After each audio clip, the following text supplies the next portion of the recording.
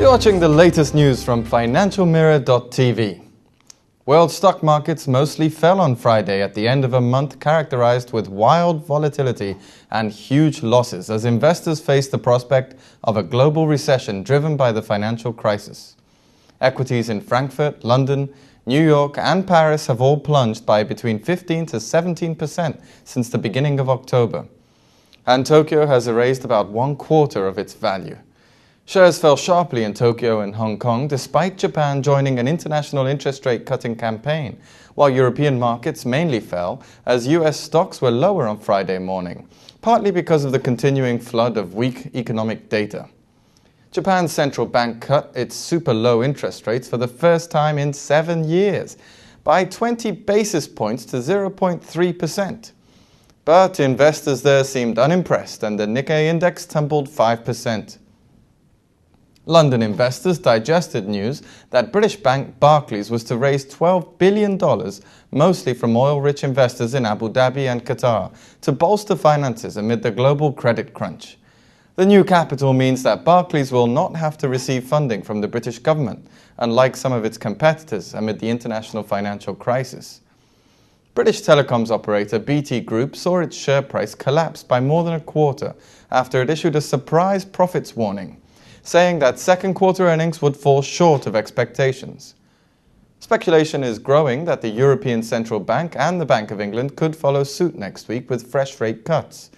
The fear is that the action may be too late to prevent a global recession. Japan's central bank said Asia's largest economy will barely grow this year. Consumers in the US cut their monthly spending for the first time in 2 years during September to 0.3%.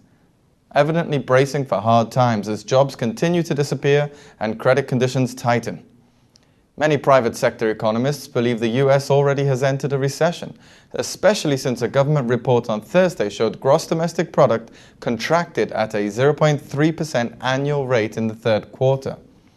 The GDP report already incorporated September's income and spending data, so the market reaction to Friday's monthly data was muted.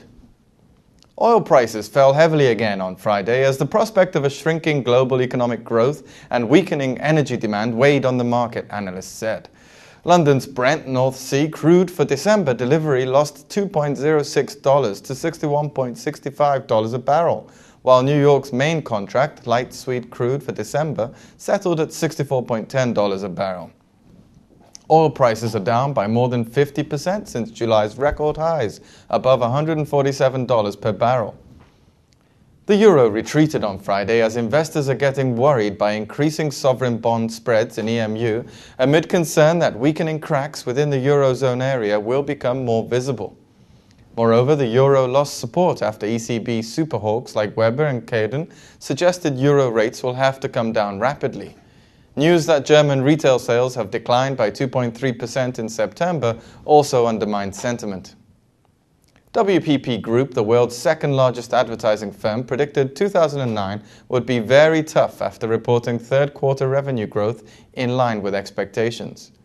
Omnicom, the world's largest ad firm by market cap, reported retail and automotive clients beginning to push back and even cancel some ad plans. France's Publicis, the world's third largest advertising group, pledged to tap the digital sector and emerging countries to grow market share and protect its margins. De La Rue, the world's largest printer of money, expects to benefit further from favorable conditions within the banknote market and sees the industry's annual growth continuing. Shares in De La Rue, which produces over 150 national currencies, have risen in value, probably due to the sale of its cash systems business, and increased demand for cash due to the rising amount of money in circulation caused by the credit crunch alongside falling confidence in the banking system. In the world's largest oil exporter, Saudi Arabia, car manufacturers are betting on more big spending, despite recession fears gripping much of the global economy. A sales director at the local BMW importer said the global crisis will certainly have an impact on all markets worldwide, but the Middle East will probably be the most stable.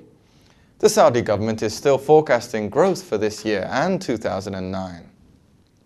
Mercedes and BMW are among the most popular cars in the super expensive range, while Rolls-Royce cars are on display in colors from orange to lurid green. And finally, the Formula One Championship comes to a close this weekend. Despite all the controversies of the year, with the final Grand Prix race at Brazil's Interlagos circuit, where Mercedes McLaren driver Lewis Hamilton needs a good finish to take the crown. However, Ferrari's challenger Felipe Massa needs to win the race in front of his home crowd to maintain hopes of lifting the crown if Hamilton does not do too well, with his Italian team seriously considering dropping out of the F1 Championship if strict engine rules apply in 2010. Two other teams may also be facing trouble, not unrelated to the financial crisis that has gripped the world. Renault may lose its primary sponsor, ING, after the Dutch bank sought public aid to remain afloat, while Williams may lose its sponsorship from the Royal Bank of Scotland. At least Ferrari and McLaren sponsors, Shell and Vodafone, are doing better than banks, so they may continue next season. Enjoy the race and thank you for watching FinancialMirror.tv.